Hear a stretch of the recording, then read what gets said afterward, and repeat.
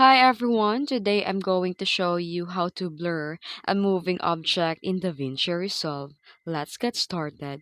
First, go to Color tab and click on the window icon. Next, select the pen tool and carefully trace an outline around the object you want to blur. Now click the tracker icon and select the track forward. DaVinci Resolve will automatically follow the object throughout the entire clip.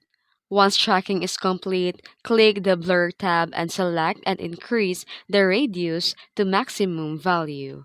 And then finally go back to window icon, then increase the softness of the outside edge to make the blur look smoother and more natural. And that's it. You've successfully blurred a moving object in DaVinci Resolve. If this tutorial was helpful to you, make sure to like and subscribe for more awesome tips. Thanks for watching.